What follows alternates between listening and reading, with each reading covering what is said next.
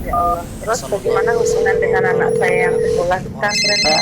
Ini mau nanya. Jika sudah bersuci atau berwudu, Terima kasih, kemudian Bapak. bersuci, wudunya batal. Wudunya batal. Bismillah, Assalamualaikum warahmatullahi wabarakatuh. Alhamdulillahi wassalatu wassalamu ala rasulillah wa ala alihi wa sahbihi ajma'in, amma ba'd. Ahlan wa sahlan wa marhaban bikum, pemirsa Fata TV dan pendengar sekalian dimanapun Anda berada. Alhamdulillahirabbil alamin. Di kesempatan di sore hari ini, insyaallah senang sekali rasanya bisa kembali menyapa Anda dalam acara live interaktif favorit kita, live interaktif mengenal akhlak Rasulullah Sallallahu Alaihi Wasallam bersama guru kita tentunya Ustadz Dr. Sufyan bin Fuad Baswedan Hafizahullah Ta'ala yang merupakan Ketua Merangkap Anggota Dewan Fatwa Perhimpunan Al-Irsyad. Dan alhamdulillah beliau telah terhubung bersama kita di studio Jakarta. Kita sapa terlebih dahulu. Assalamualaikum Ustadz. Waalaikumsalam warahmatullahi wabarakatuh. Masya Allah, kif halukum Ustaz? Gimana kabarnya Ustaz? Alhamdulillah. Gimana cuaca cuaca di Solo gimana Ustaz? Masya Allah. Alhamdulillah sudah mulai sering hujan ya. Sudah mulai agak sejuk. Masya Allah Ustaz, barakallahu fikum Ustaz, wa jazakumullah khairan. Sudah meluangkan waktunya di sore hari ini Ustaz untuk bisa membersamai kita pada live interaktif. Dan pemirsa dan Fata TV sekalian dan pendengar sekalian dimanapun Anda berada, seperti biasa, selama kurang lebih 1 jam ke depan, kita akan bersama-sama belajar, mendulang faedah, dan juga tentunya mendengarkan jawaban-jawaban dari pertanyaan-pertanyaan yang pemirsa sekalian sampaikan, baik melalui redaksi kami di dewanfoto.com, ataupun melalui line telepon kami di 021 2123 2333, atau bisa juga melalui line telepon WhatsApp kami di 0821 706087. Kita juga menyapa rekan-rekan kami yang terhubung dalam RTVC dan juga seluruh pendengar yang saat ini mendengarkan program ini secara relay. Di antaranya ada Radio Sahabat Tegal, Radio MDFM Probolinggo, Radio Sago FM Sumatera Barat, Radio Al Hikmah Banyuwangi, Radio Tua FM Riau, dan Radio Mas FM Sragen. Dan kami juga mengajak pemirsa sekalian untuk bisa memanfaatkan peluang berjuang bersama Fata TV di dakwah yang mulia ini melalui rekening aktif kami seperti yang terlihat di layar pemirsa masing-masing di rekening Bank Syariah Indonesia atas nama Fata TV di nomor 777-184-1842. Baik pemirsa dan pendengar sekalian dimanapun Anda berada, sebelum kita mulai untuk mendengarkan jawaban-jawaban dan juga membacakan pertanyaan dari pemirsa sekalian, mari kita simak terlebih dahulu nasihat dan juga faedah dari guru kita, Ustadz Dr. Sufyan bin Fuad Baswedan Hafizahullah. Kepada beliau kami persilakan Ustadz. Bismillah Ustadz. Mungkin sore hari ini Ustadz tentang seberpengaruh apa Ustadz tentang metode mulazamah yang diterapkan di pondok pesantren untuk santri itu sendiri Ustadz di zaman saat ini. Barakallahu fikum. Ya. Bismillah, alhamdulillah, wassalatu wassalamu ala khairi khalqillahi Muhammad ibn Abdullah wa ala alihi wa sahbihi wa man walah, amma ba'd. Barakallahu fik akhi. Kalau kita bicara tentang seberapa efektif metode mulazamah terkait dengan serapan ilmu ya, maka berdasarkan yang kami amati memang, dan ternyata itu sebetulnya metode yang sangat klasik ya. Ini kebetulan saya megang buku yang ditulis oleh guru kami Syekh Saleh Al-Utsaimin hafizahullah ta'ala, yang biasa beliau ajarkan di daurah ketika musim-musim liburan ya. Beliau hadir ke Madinah, beliau mengadakan daurah untuk umum dan untuk mahasiswa juga, dan pesertanya itu ribuan pesertanya.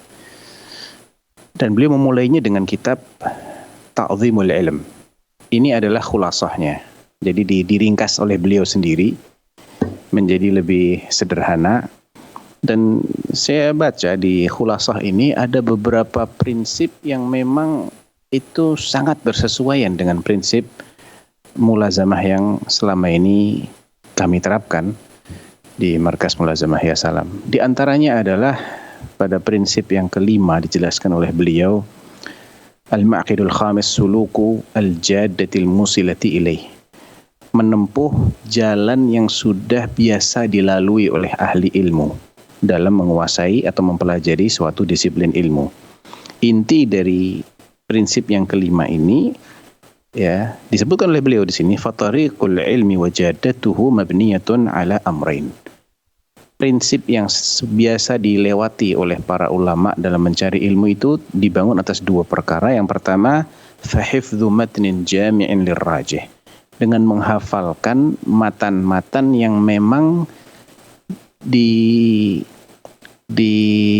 sudah diverifikasi oleh ahli ilmu dan hanya memuat pendapat yang rajih saja terlebih dahulu. Biasanya di masing-masing disiplin ilmu itu ada pendapat yang rajih, ada pendapat kedua, pendapat ketiga. Nah, ketika ini untuk pemula, maka dipilihkan yang rajih dulu, yang paling kuat dulu. Dan sederhana, singkat. Yang kedua, al-amru tsani fa akhdhuhu ala mufidin nasih. Ilmu ini diambil dari seorang guru yang mumpuni dan tulus dalam mengajarkan ilmu. Mumpuni dari segi penguasaan ilmu syar'inya itu sendiri, tulus artinya dia bisa mengarahkan si penuntut ilmu, dia harus belajar dari mana, apa dulu yang dia pelajari, bagaimana cara belajarnya. Nah, ini hanya bisa kita terapkan di konsep mulazamah. Kenapa tidak bisa kita terapkan di konsep konvensional? Ya karena ketika konvensional maka itu dibatasi oleh waktu dan disamakan. Kita tahu kan kalau di pesantren ya pada umumnya orang itu belajar 1 semester selesai nggak selesai kan? Dia mesti ujian di situ. Berapapun yang dia hafal, faham berapa persen, dia harus ujian. Karena semester berikutnya sudah beralih ke jenjang berikutnya. Sulit sekali kita bisa memastikan bahwa orang ini benar-benar belajar sampai tuntas dengan konsep yang pada umumnya. Sehingga ketika orang ini masih jauh, dia hanya menyerap 1/3 dengan konsep yang pada umumnya, dia mau nggak mau dia akan dipindah ke jenjang berikutnya. Nah, sehingga di sini al-faidah itu tidak bisa dia serap secara sempurna. Kemudian di prinsip yang keenam, ini juga sangat sesuai dengan realita kita ya. Ri'ayatu fununihi fil akhdhi wa taqdimul ahammi fal muhim. Kita harus memperhatikan disiplin-disiplin ilmu, mana yang kita pelajari terlebih dahulu. Nah, intinya di sini beliau mengutip ucapan Ibnul Jauzi dan juga beberapa ulama. Intinya adalah ketika orang itu belajar, maka dia harus mengerti skala prioritas. Jangan sampai dia hanya mempelajari 1 atau 2 disiplin ilmu namun mengabaikan disiplin-disiplin ilmu lainnya secara total. Pelajari dari masing-masing disiplin ilmu itu bagian yang harus dia pelajari. Masing-masing ilmu tentu ada yang bagian intinya, bagian utamanya, ada bagian pelengkap. Nah, yang utama ini hendaknya dia kuasai di antara ilmu-ilmu syar'i yang cukup banyak itu. Nah, untuk bisa menguasai tentu dia harus menghafal matan dan dia harus ngikutin jenjang sesuai dengan kemampuan dia pertama, kemudian sesuai dengan kebutuhan juga. Nah, ini akan lebih mudah diterapkan manakala mengikuti konsep mulazamah, karena dia belajar 1 persatu, tidak sekaligus. Ketika dia belajar sekaligus, itu diibaratkan di sini seperti bayi kembar, tidak akan bisa keluar dua-duanya sekaligus, tetap harus 1 persatu ya. Beliau mengutip ucapan ulama Syanaaqithah di sini, wa in turid tahsila fannin tammimah. Kalau engkau ingin menghasilkan suatu ilmu, maka sempurnakan mempelajari ilmu itu. Wa an siwahu qabla al-intihai mah, dan tinggalkan disiplin-disiplin ilmu yang lain sebelum engkau selesai mempelajari disiplin ilmu yang sedang kau pelajari. Jelas ini di sini larinya adalah 1 persatu, bukan banyak ilmu sekaligus. Wa fi taradufil ulumil man'uja idh taw'aman istabaqa in taw'aman istabaqa lan yakhruja. Karena mempelajari ilmu secara tumpang tindih itu terlarang. Ibaratnya bayi kembar yang mau keluar dua-duanya sekaligus tidak akan bisa keluar semua. Kemudian masih ada lagi yang lain, contohnya di sini luzumut ta'anni fi talabihi wa tarkil ajalah. Harus sabar, pelan-pelan dalam mencari ilmu. Tidak boleh tergesa-gesa. Dan itu dijelaskan oleh beliau dengan caranya tadarruj, bertahap. Mulai dari yang dasar dulu. Kemudian setelah menguasai yang dasar, di-upgrade ke level medium. Setelah itu ke level advance. Begitu seterusnya. Dan ini juga tidak akan mungkin manakala semua pelajar itu disamakan. Sebagaimana yang kita alami dalam sekolah-sekolah konvensional, kita ini dianggap sama semua. Yang serapannya itu misalnya ya 30% dengan yang 50%, dengan yang 80% disamakan. Dari segi apa? Dari segi cara guru menyampaikan itu sama. Durasi waktu belajar mereka di kelas juga sama. Nanti soal-soal ujiannya juga sama. Tentunya yang serapannya 30% dia akan kelabakan. Ya, dia akan memaksakan diri, kalau gitu saya harus baca, saya harus murojaah supaya saya bisa menjawab soal ujian. Sedangkan waktu yang dia perlukan itu sejatinya lebih dari itu. Dia perlu dijelaskan untuk berulang kali. Namun sekali lagi karena sistemnya tidak memungkinkan, sehingga hasilnya pun juga tidak akan bisa maksimal. Belum lagi di poin-poin akhir beliau menekankan tentang pentingnya mudzakaratul ilm. Mudzakarah itu artinya mengulang-ulang kembali, murojaah. Dan itu juga sulit diterapkan kalau belajar tidak pakai murojaah pada jenjang berikutnya. Saya tidak tahu ya apakah ini di semua sekolah atau hanya sebagian. Yang dulu saya alami di perkuliahan kami dulu tidak ada murojaah. Beda tingkat perkuliahan naik ke tahun berikutnya ya sudah dilanjutkan saja pelajaran itu. Tidak ada sifatnya murojaah mengulang pelajaran yang tahun lalu. Padahal ilmu itu saling berkaitan satu sama lain. Nah ini juga yang menjadikan akhirnya hasil akhir itu tidak connect ya, tidak runtut satu sama lain. Karena masalah-masalah yang merupakan bagian dari disiplin ilmu itu kita sudah lupa karena belajarnya 2 tahun yang lalu. Padahal itu adalah masalah yang tidak bisa dipisahkan dari disiplin ilmu yang kita pelajari itu sendiri. Nah ini salah satu kendala yang kita rasakan. Saya pribadi merasakan ketika saya kuliah di Madinah, saya merasakan hal yang sama. Jadi kalau kita setelah lulus kita tidak murojaah sendiri dari awal sampai akhir ya ujung-ujungnya kita hanya ingat pelajaran terakhir saja mungkin di tahun keempat saja. Padahal yang kita pelajari dari tahun pertama, kedua dan ketiga itu saling berkaitan, tidak bisa kita lupakan. Nah, jadi memang banyak sekali ternyata yang disebutkan oleh Syekhuna di sini yang itu hanya bisa diaplikasikan kalau kita menerapkan metode mulazamah. Intinya begitu.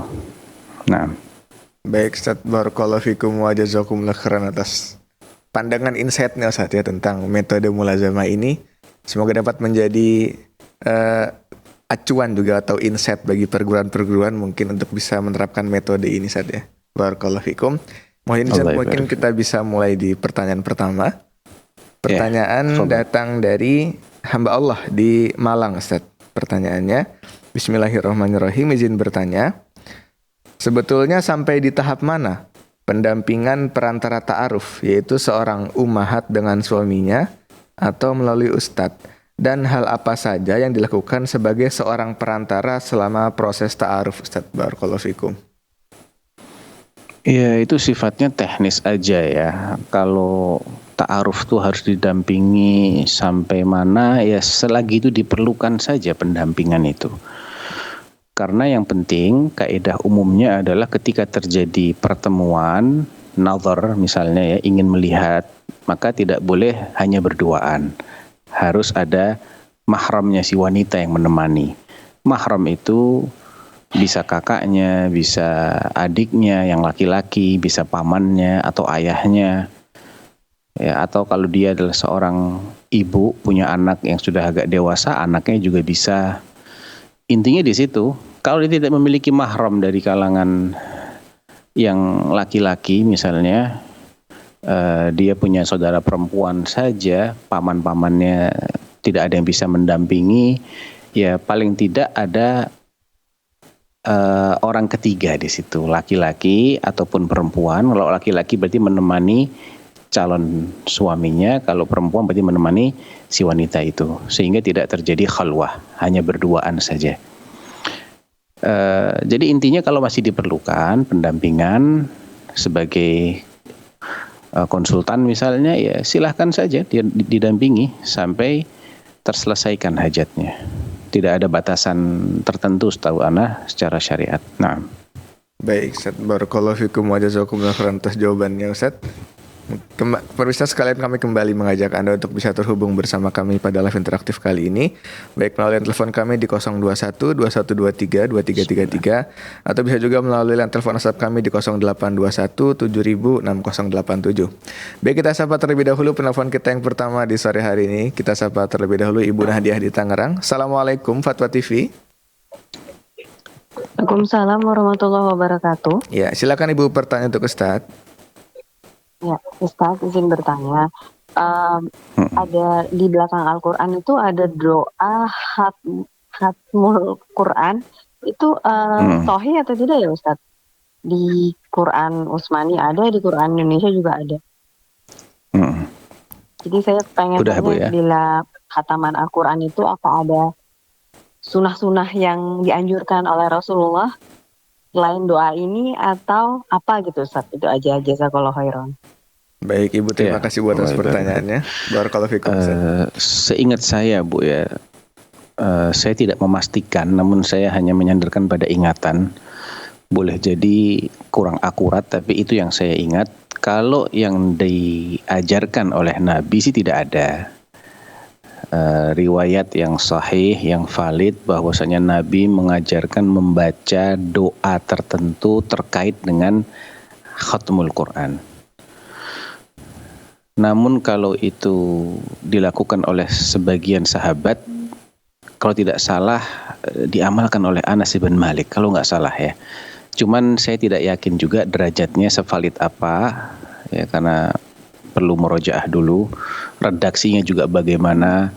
Tapi intinya, kalau doa itu tidak diyakini sebagai doa yang disunnahkan oleh Rasulullah Sallallahu Alaihi Wasallam dengan redaksi yang paten seperti itu, dan hanya dibaca ketika seseorang itu khatam Quran. Syaratnya apa tadi? Pertama, tidak diyakini sebagai doa yang disunnahkan oleh Rasulullah, yang diajarkan oleh Rasulullah.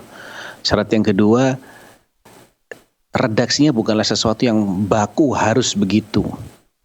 Syarat yang ketiga, dibacanya juga tidak semata-mata karena khatmul Quran. Maka pada dasarnya berdoa itu baik-baik saja, Bu. Baik-baik saja. Ibu mau berdoa setelah khataman Quran, sebelum khataman Quran, tengah-tengah. Ya, berdoa itu baik, ibadah. Yang jadi masalah adalah ketika itu dikhususkan di waktu tertentu, atau karena alasan tertentu, atau dengan keyakinan bahwa ini diajarkan oleh Nabi, sedangkan dalil yang valid belum ditemukan. Nah, selama tidak ada keyakinan-keyakinan begini, tidak ada masalah dibaca, Bu. Boleh baca yang itu, boleh baca yang lain. Misalnya nih, ibu menjadikan khatmul Quran sebagai wasilah. Kan khatmul Quran itu amal soleh. Menghatamkan Al-Quran adalah bagian dari amal soleh. Ibu jadikan amal soleh ini sebagai wasilah untuk doa kepada Allah. Bagus-bagus aja itu, nggak ada masalah. Memang tawasul yang masyru', tawasul yang disyariatkan itu salah satunya adalah tawasul dengan amal soleh. Alhamdulillah ya Allah, aku telah menghatamkan membaca kitabmu dari awal sampai akhir. Jadi kalau ini adalah amal yang engkau catat sebagai amal soleh, maka aku minta A, B, C, D, E. Berikan aku A, B, C, D, E. Jauhkan aku dari A, B, C, D, E. Silahkan. Bebas redaksinya. Tidak harus terikat dengan apa yang di belakang mushaf gitu. Mudah-mudahan bisa difahami ya. Baik Ustaz, barakallahu fikum wa jazakumullah khairan atas jawabannya. Semoga dapat dipahami tadi oleh penanya kita Ibu Nahdiah di Tangerang. Kembali kita sapa penelpon kita Ustaz di sore hari ini. Ada Ibu Khadijah di Sumatera Utara. Kita sapa terlebih dahulu. Assalamualaikum Fatwa TV. Halo Ibu, ya silakan Ibu pertanyaan untuk Ustaz. Waalaikumsalam. Assalamualaikum Ustaz. Waalaikumsalam warahmatullahi wabarakatuh, Ibu. Ustaz, saya mau bertanya. Dulu ketika kebun sawit saya masih sering punya masalah, Ustaz. Terbesit di hati saya. Nanti kalau kebun sawit ini tidak ada lagi masalah, maka saya akan mengeluarkan 10% dari hasilnya. Saya terbesit di hati saya, Ustaz. Apakah itu sudah termasuk sumpah atau gimana Ustaz? Apakah saya wajib melaksanakannya Ustaz? Sekian pertanyaan saya. Assalamualaikum warahmatullahi wabarakatuh. Waalaikumsalam warahmatullahi wabarakatuh. Selama itu baru bersitan dalam hati, maka belum ada kewajiban apa-apa, Bu. Ya, belum ada kewajiban apa-apa selain kewajiban yang sifatnya kewajiban asal, yaitu zakat. Kalau zakat kan kita niat atau kita nggak niat tetap wajib harus kita keluarkan ya. Tapi selain itu, sedekah misalnya ingin mengeluarkan 10% atau lebih atau kurang dari itu selain yang zakat, zakatnya bukan dari buah sawitnya bukan, namun dari hasil penjualan yang terkumpul ya. Kalau sudah masuk ke nominalnya setara dengan 85 gram emas, nilainya itu, maka dari nilai itu sudah terkena kewajiban zakat.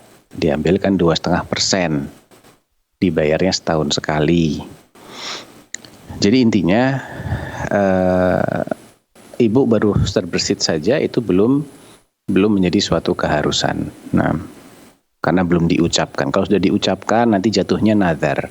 Karena belum diucapkan maka belum dianggap sebagai nazar. Nah, baik, Ustaz, barakallahu fikum wa jazakumullah khairan atas jawabannya. Semoga dapat dipahami tadi oleh Ibu Khadijah di Sumatera Utara.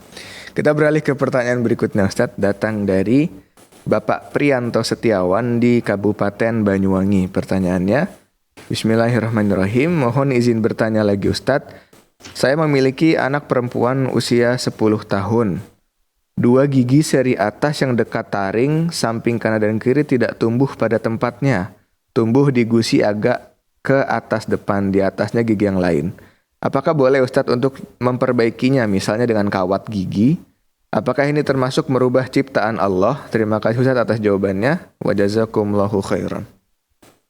Wa'iyyakum. Itu tidak termasuk merubah ciptaan Allah karena itu sifatnya memperbaiki aib. Ya, sesuatu yang tidak pada tempatnya itu kan tergolong aib. Normalnya kan tidak seperti itu gigi itu. Jadi memasang kawat itu dibolehkan dalam kasus-kasus seperti itu. Wallahu a'lam. Baik, Ustaz, barakallahu fikum wa jazakumullah khairan atas jawabannya. Kita beralih kembali Ustaz ke pertanyaan berikutnya. Ada pertanyaan dari Abu Taimiyah di Kota Palu. Pertanyaannya, Bismillah Ustaz, mau tanya, ada orang yang membuka usaha dari modal judi. Pertanyaannya, apakah hasil dari usaha itu halal atau tidak? Namun ia telah bertaubat. Namun juga untuk berjudi itu ia harus mentransfer lewat bank. Sementara pihak bank pasti tidak menyetujui hal itu. Artinya ia memakai bank tanpa seizin bank itu sendiri untuk judi online. Apakah harta ini sama kasusnya dengan orang yang buka usaha rental dari hasil mobil curian? Ustaz, barakallahu fikum wa jazakumullahu khairan. Mungkin ditanyakan ke Ustadz yang lain saja ya, karena saya agak kesulitan untuk memahami mekanisme transfernya tadi itu bagaimana gitu ya. Intinya kalau hasil perjudian yaitu haram, jelas itu uang haram, namun dijadikan sebagai modal, Allahu a'lam, nggak tahu. Baik Ustaz, jazakumullah khairan atas jawabannya. Kita beralih Ustaz ke pertanyaan berikutnya dari hamba Allah. Tapi Ustaz, kita sapa kembali penelpon kita. Ada Bapak Saleh Haji di Bengkulu, kita sapa terlebih dahulu. Assalamualaikum Fatwa TV. Halo Bapak, Assalamualaikum Fatwa TV. Waalaikumsalam warahmatullahi wabarakatuh. Iya, silakan Bapak pertanyaan untuk Ustaz. Waalaikumsalam warahmatullahi wabarakatuh. Salam. Ya, baik, Sukron. Assalamualaikum warahmatullahi wabarakatuh, Ustaz. Waalaikumsalam. Waalaikumsalam warahmatullahi wabarakatuh. Ya, Ustaz, kalau kita memakai minyak rambut, di mana minyak rambut itu kan ada zat kimia, termasuk juga kalau kita menyemir rambut. Nah, nyemir rambut yang dijual sekarang ini kan itu ada zat kimianya. Nah, kalau kita berwudu, apakah air wudunya itu masuk ke rambut apa tidak, Ustadz? Karena zat-zat kimia itu, ya, apakah wudu kita masih dikatakan sah apa tidak begitu? Itu saja, Ustadz. Jazakumullah khair. Assalamualaikum warahmatullahi wabarakatuh. Waalaikumsalam warahmatullahi wabarakatuh. Iya, apa yang disebutkan sebagai zat kimia yang terkandung dalam semir rambut atau minyak rambut itu tidak menghalang-halangi keabsahan wudhu kita. Ya, karena wudhu itu sendiri sifatnya tidak harus kita mengenakan air ke seluruh bagian rambut, tidak. Itu hanya diusap saja. Jadi diusap itu bukan dibasahi rambutnya. Berangkat dari sini, maka tidak ada masalah ketika seseorang itu mengenakan zat kimia di kepalanya, karena itu adalah bagian dari semir rambut atau dari minyak rambut untuk merawat rambutnya, maka tidak mengapa. Karena biasanya juga itu tidak menghalangi masuknya air kok. Tidak menghalangi masuknya air, kecuali kalau rambutnya sedang disemir ya, belum dibilas lagi. Nah, itu lain cerita. Tapi kalau sudah selesai semiran, kan pasti dibilas dengan air. Dibilas, jadi nggak ada masalah. Nah. Baik Ustaz, barakallahu fikum wa jazakumullah khairan atas jawabannya. Semoga dapat dipahami tadi oleh penanya kita, Bapak Saleh Haji di Bengkulu. Kita beralih Ustaz ke pertanyaan berikutnya. Datang dari Bapak Denny di Jawa Timur, Ustaz. Pertanyaannya, Assalamualaikum warahmatullahi wabarakatuh. Ustaz izin bertanya, bagaimana cara kita sholat jika hendak operasi dan dipasang kateter di lubang pembuangan? Lalu kita kencing dan tanpa dibersihkan karena dipasang kateter tadi, Ustaz. Jazakumullahu khairan. Jadi dipasang kateter, ya, kemudian dia kencing. Gitu kan, pertanyaannya? Kemudian gimana cara sholatnya, Ustadz? Kan tadi belum dibersihkan yang kateter. Ya, itu dalam kondisi darurat. Dalam kondisi darurat beda lah hukumnya dengan kondisi normal. Karena kalau kateternya dicopot, dipasang lagi kan masyakoh luar biasa, sakit. Ya, selama diperlukan dalam kondisi seperti itu maka tidak ada masalah. Sholat aja, wudhu setiap waktu masuk waktu sholat, seseorang itu berwudhu. Kemudian dia sholat setelah itu. Adapun yang tersisa itu dimaafkan karena dalam kondisi pengobatan darurat, nggak bisa dicopot pasang. Nah, baik Ustaz, barakallahu fikum wa jazakumullah khairan atas jawabannya. Kita sapa terlebih dahulu Ustaz, penelpon kita di sore hari ini datang dari Ibu Lilis di Tangerang. Kita sapa terlebih dahulu. Assalamualaikum Fatwa TV. Warahmatullahi wabarakatuh. Waalaikumsalam warahmatullahi wabarakatuh. Silahkan Ibu, satu pertanyaan Ustaz. Nah, ada titipan pertanyaan seperti ini Ustaz nih. Nanti kan kelak di surga katanya kita semua pakai bahasa Arab Ustaz ya. Nah ini bagaimana dengan yang nggak bisa bahasa Arab, terlebih dengan orang-orang tua kita yang sudah meninggal Ustaz. Nah itu memaknainya seperti apa? Jadi ketika ada kajian seperti ini, jadi kami pada saling melirik, saling takut, bertanya-tanya begitu Ustadz ya. Takut gitu. Nggak masuk surga kan nggak bisa bahasa Arab Bu ya. Nah Ustadz. Terus yang keduanya juga Ustadz ya. Untuk batasan kita kan ada sunahnya qailullah Ustadz ya. Nah itu batasan waktu qailullah itu ada yang bilang setelah bada duhur, atau sebelum duhur sebentar itu masih termasuk. Nah ini batasannya bagaimana, mohon penjelasannya Ustadz ya. Syukron, jazakallahu khair. Assalamualaikum warahmatullahi wabarakatuh. Waalaikumsalam warahmatullahi wabarakatuh. Terima kasih Ibu Lilis atas pertanyaannya. Barakallahu fikum Ustaz. Iya. Memang ada riwayat dari Sunan Abi Dawud ya, hadisnya Ibnu Abbas. Ibnu Abbas mengatakan lisanu ahlil jannati Arabi. Bahasanya ahlul jannah itu bahasa Arab. Ya. Imam Az-Zuhri juga mengatakan lisanu ahlil jannah Arabi. Ini diriwayatkan oleh Abu Dawud dalam sunannya. Akan tetapi itu riwayat dari Ibnu Abbas ya, bukan dari Nabi.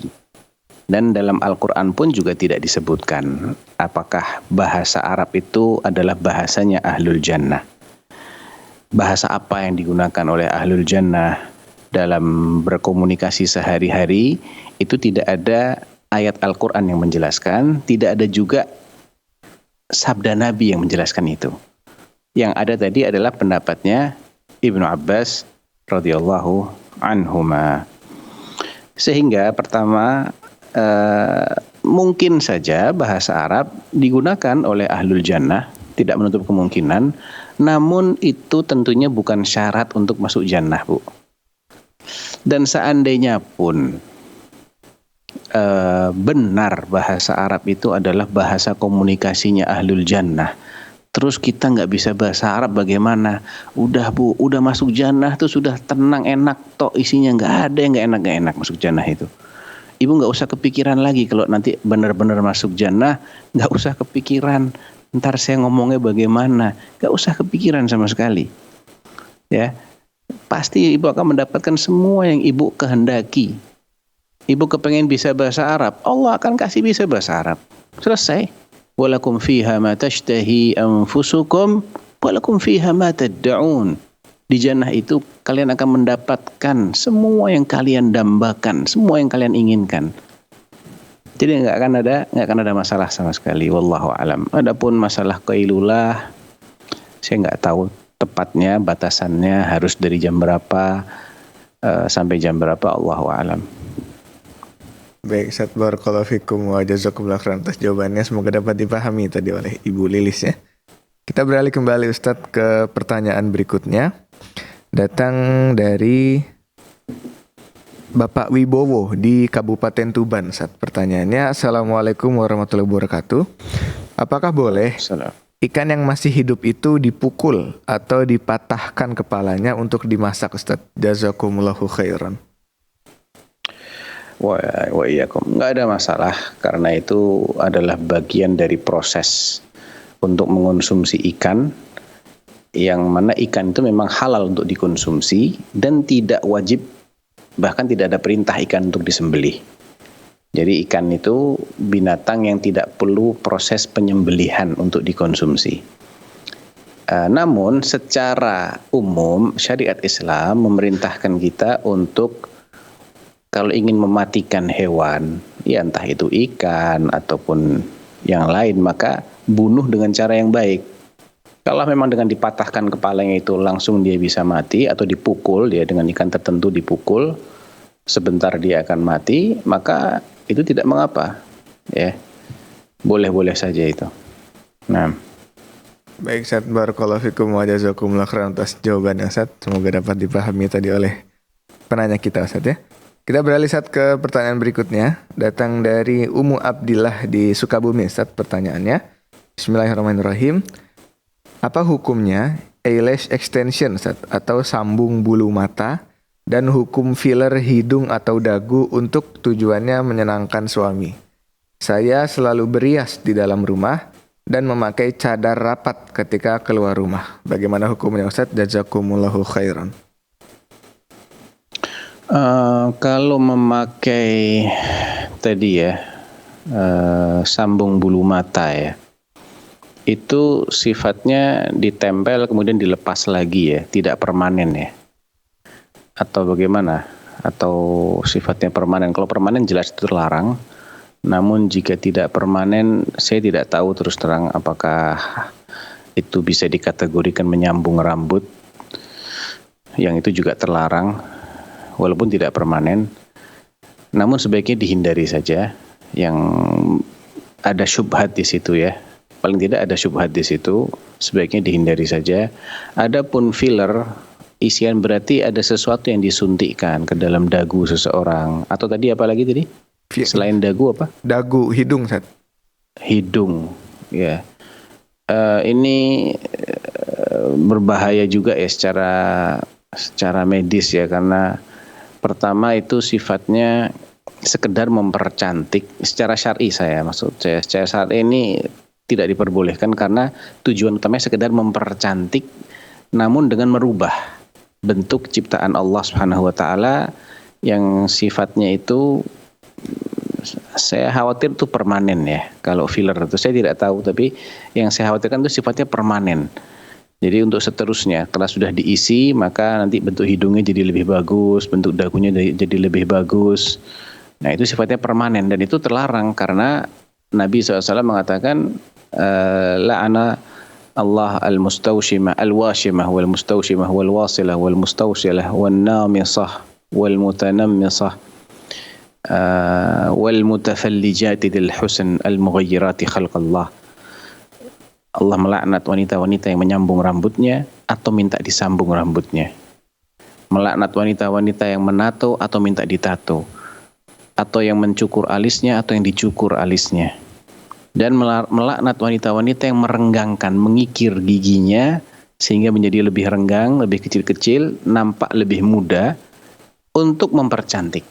Jadi ilahnya, sebab terlaknatnya mereka itu adalah karena mereka merubah-rubah ciptaan Allah hanya untuk mempercantik.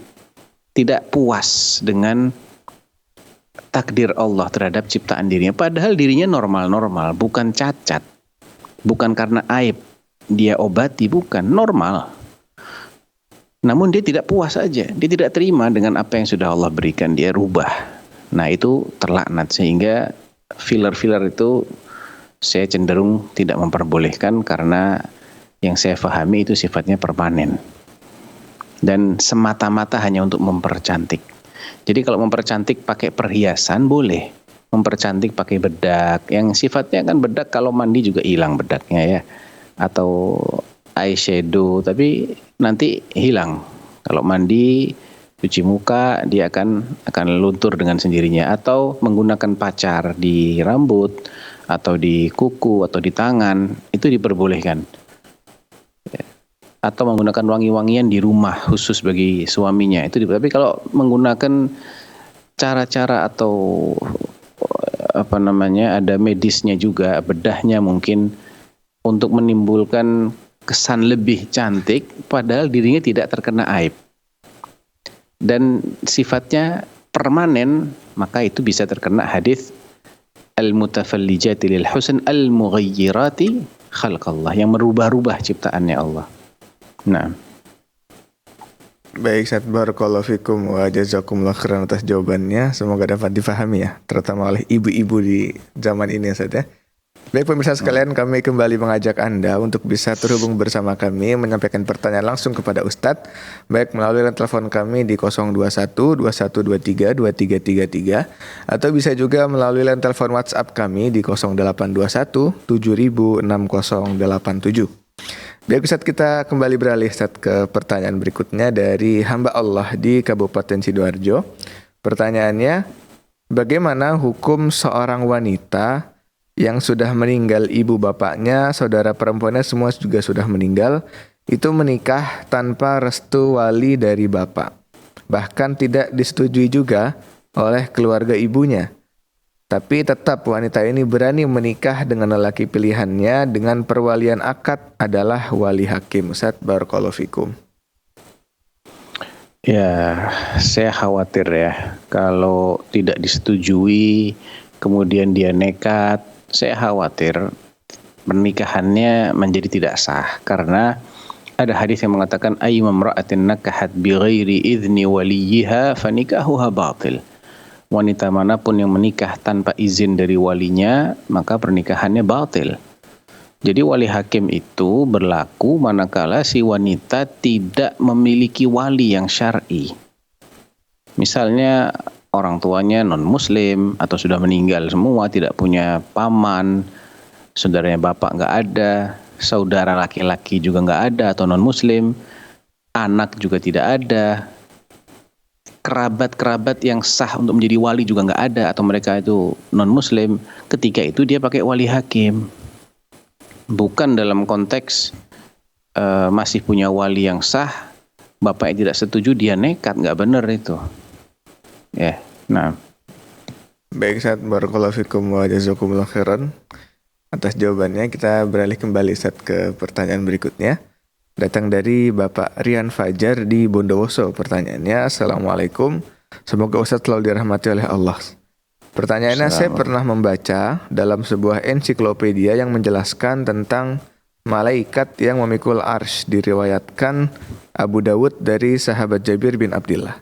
Namun dalam ensiklopedia tersebut dilanjutkan dengan kalimat yang menjelaskan bahwa malaikat tersebut memiliki sayap sejumlah 2.400 sayap. Pertanyaannya, apakah benar malaikat yang membawa arsy itu memiliki 2.400 sayap, Ustaz? Atau adakah hadis lain yang menjelaskan tentang ini? Barakallahu fikum. Iya, Allah barik fik. Saya tidak pernah dapat hadis yang menjelaskan seperti itu ya. Jumlah sayapnya sampai 2.400, Allahu a'lam. Kalau malaikat pemikul arsy itu disebutkan dalam Al-Quran secara global. Wa yahmilu arsya rabbika fawqahum yawma idzin thamaniyah. Pada hari itu arsy Rabbmu dipikul oleh 8 malaikat. Secara umum hanya disebutkan jumlahnya, tapi sifat-sifatnya, detailnya, jumlah sayapnya saya tidak tahu. Hadisnya ada apa enggak. Nah. Baik, Ustaz, barakallahu fikum wa jazakumullah khairan atas jawabannya. Kita kembali, Ustaz, beralih ke pertanyaan berikutnya dari Ummu Muhammad di Kota Semarang, Ustaz. Pertanyaannya, Bismillahirrahmanirrahim. Afan izin bertanya, Ustaz, bagaimana solusi bagi muslimah atau istri yang menghadapi masalah dalam hal ini perselingkuhan suami dengan adik kandung istri atau adik ipar suami, dan itu sudah diakui oleh suaminya, dan adiknya pun sudah berkeluarga. Bagaimana sebaiknya sikap istri, Ustaz? Baik ke keluarga, adik kandung maupun ke suami, karena istri masih mau melanjutkan rumah tangga, karena mempunyai 3 anak laki-laki, dan bagaimana hukumnya jika suami bersumpah dengan nama Allah, namun kemudian melanggar lagi, yaitu berselingkuh lagi dengan adiknya, Ustaz. Barakallahu fikum. Ya, ini musibah ya. Musibah. Dan apakah selingkuh yang dimaksud ini artinya zina? Karena istilah selingkuh itu agak longgar ya. Selingkuh itu bisa pacaran, bisa mungkin ya meluapkan hasrat, tapi tidak sampai ke tingkat zina, namun bisa juga sampai kepada zina juga, karena istilah selingkuh itu macam-macam ya. Penafsiran orang mungkin bisa macam-macam, tapi intinya apapun itu jelas itu perbuatan yang haram, apalagi adiknya juga sudah bersuami, itu lebih parah lagi itu. Dan termasuk dosa besar yang disebutkan oleh Rasulullah, wa antuzaniya halilata jarik, engkau berzina dengan istri tetangga. Ya ini bukan hanya tetangga, ini masih adik ipar yang itu istrinya besan, berarti kan ini parah sekali nih.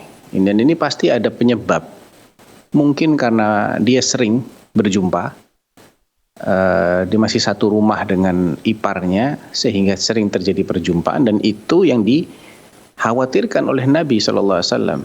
Nabi pernah melarang, iyyakum waddukhul 'alan nisa, kata Nabi SAW. Hati-hati kalian wahai para laki-laki, jangan kalian itu masuk ke tempatnya perempuan-perempuan yang bukan mahram maksudnya ya.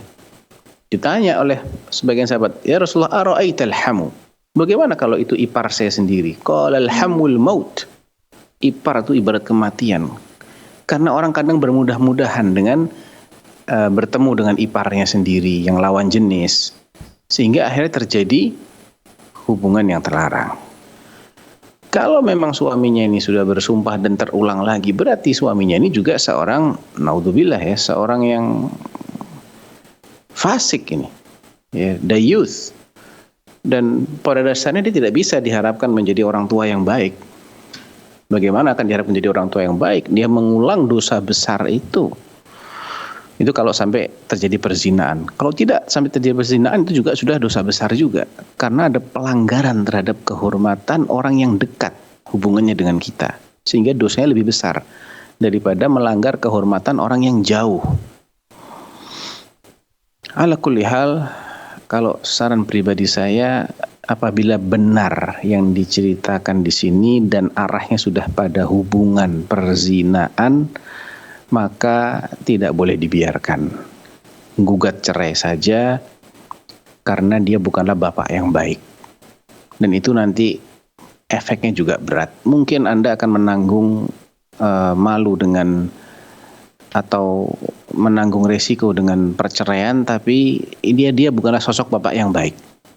Ya, karena menunjukkan dia tidak taubat dari dosanya, terulang lagi. Dan mungkin juga itu salah satu penyebabnya adalah masih satu rumah. Harusnya sendiri-sendiri, ya sudah berumah tangga, sudah rumah-rumah sendiri.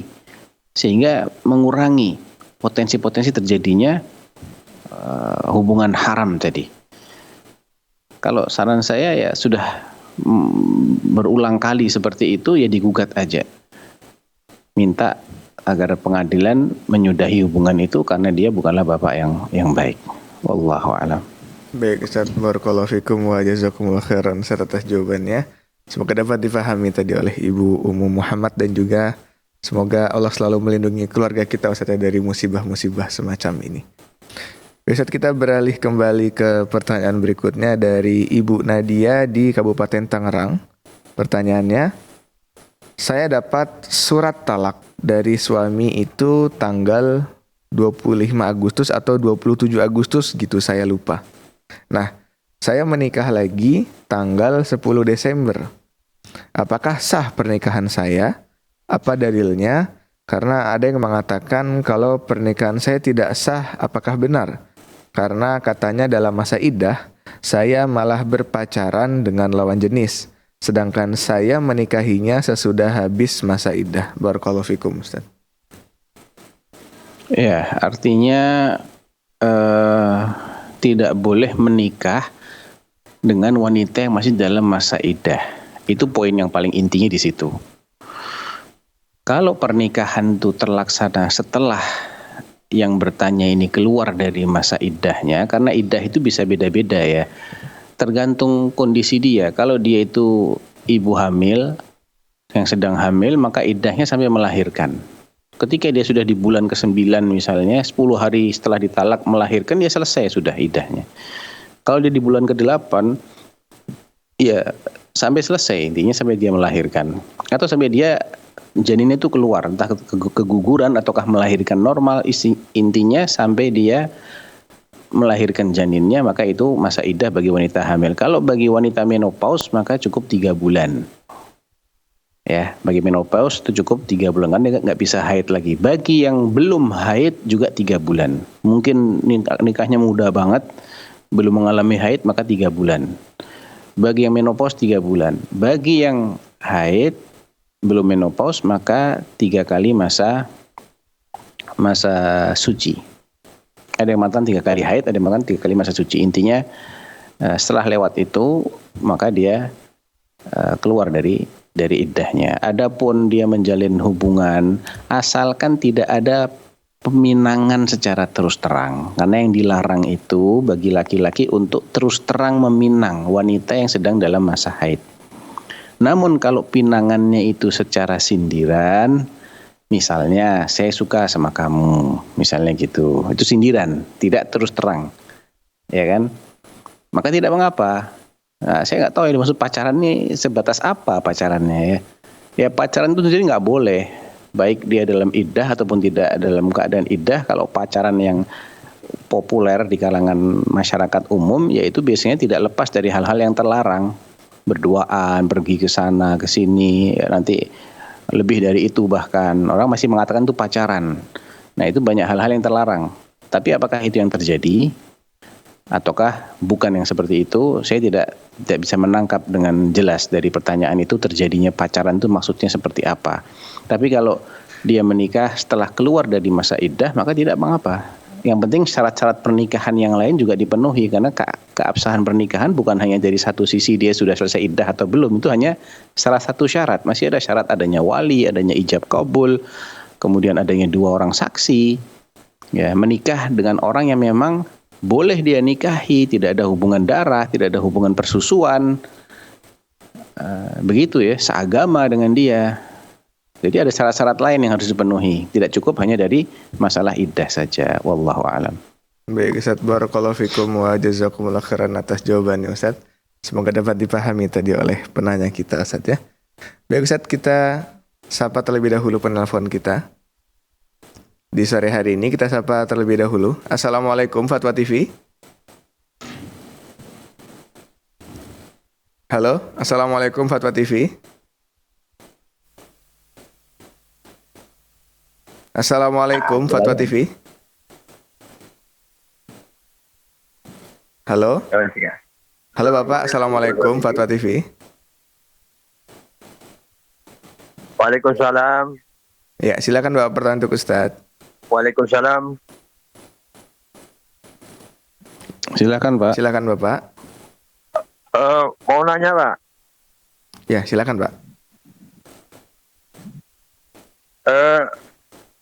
Ini mau nanya tentang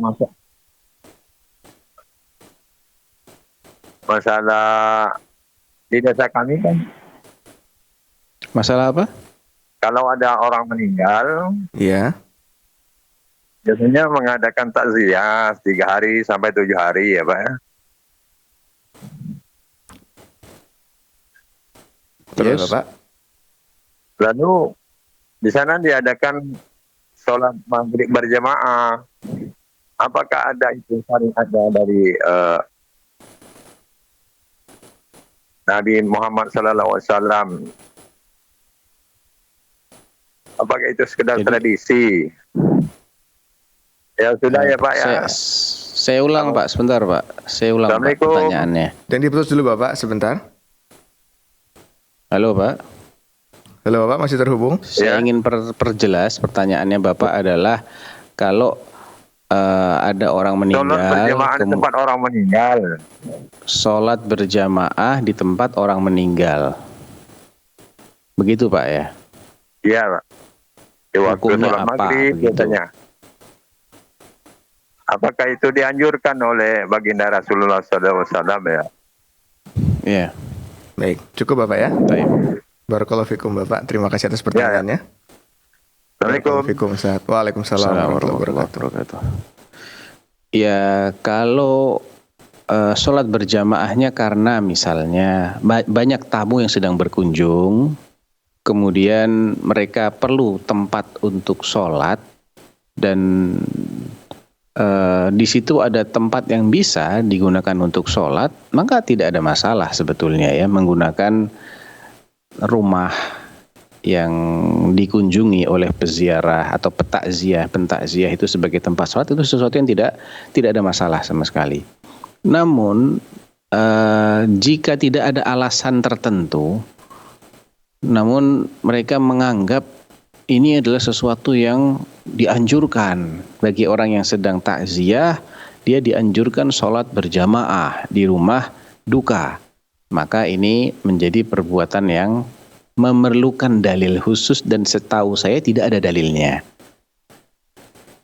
Dalil yang menganjurkan seseorang itu secara khusus sholat berjamaah, sholat maghrib kah, isya kah, duhur kah, asar kah, subuh kah, di rumah orang yang dia takziahi. Tidak ada dalil khusus yang menganjurkan seperti itu. Namun ketika seseorang memang perlu, dia datang dari perjalanan jauh, capek, dia kalau harus masjidnya juga jauh atau di masjid sana tidak memadai tempatnya, misalnya masjidnya kecil, silahkan Anda sholat di mana yang bisa digunakan sebagai tempat sholat, termasuk di rumah duka, tidak ada masalah di situ. Yang penting sholatnya dilakukan dengan niat yang benar ya, bukan karena momentum takziah, bukan. Karena takziah bukanlah alasan khusus untuk melakukan sholat berjamaah. Jadi ibadah itu alasannya juga masih sesuai dengan yang diajarkan oleh Nabi. Nabi tidak mengajarkan takziah sebagai alasan untuk sholat berjamaah. Ya, kita tidak menjadikannya sebagai alasan. Jadi bukan karena takziahnya, tapi karena mumpung ada banyak orang, tempatnya juga lapang, ya, dan itu akan lebih memudahkan mereka daripada mereka harus pergi masing-masing sholat sendiri-sendiri. Ya sudah, sekalian aja, ini ada ruang tengah yang cukup besar dipakai untuk sholat, tidak ada masalah insya Allah. Nah, baik Ustaz, barakallahu fikum wa jazakumullah khairan atas jawabannya. Dan itu tadi merupakan pertanyaan terakhir kita pada kesempatan di sore hari ini Ustaz. Jazakumullah khairan atas jawaban-jawabannya. iya. Semoga Allah selalu berkahi ilmu dan waktu antum Ustaz yang telah antum luangkan untuk bisa membersamai kita di live-live interaktif berikutnya. Baik Ustaz, pemirsa sekalian dan pendengar dimanapun Anda berada, usai sudah perjumpaan kita pada live interaktif di sore hari ini mengenal akhlak Rasulullah SAW bersama guru kita Ustadz Dr. Sufyan Baswedan Hafizahullah Ta'ala. Dan sebelum kami tutup, kami kembali mengajak pemirsa sekalian untuk bisa memanfaatkan peluang berjuang bersama Fatwa TV dalam dakwah yang mulia ini melalui rekening aktif kami seperti yang bisa pemirsa saksikan pada layar kaca masing-masing di Bank Syariah Indonesia atas nama Fatwa TV di nomor 777-184-1842. Dan kami juga ucapkan syukron wa jazakumullah khairan kepada pemirsa dan pendengar sekalian yang telah aktif menyampaikan pertanyaan baik melalui redaksi kami ataupun oleh telepon kami tadi. Dan jangan lupa untuk terus saksikan program interaktif Fatwa TV dari Senin sampai dengan Jumat. Dan kami mewakili kru yang bertugas pada sore hari ini pamit undur diri dari layar kaca dan ruang dengar Anda. Barakallahu fikum wa jazakumullah khairan. Assalamualaikum warahmatullahi wabarakatuh. Terus bagaimana hubungan dengan anak saya yang sekolah di pesantren? Ini mau nanya. Sudah bersuci atau berwudu, kemudian bersentuhan dengan suami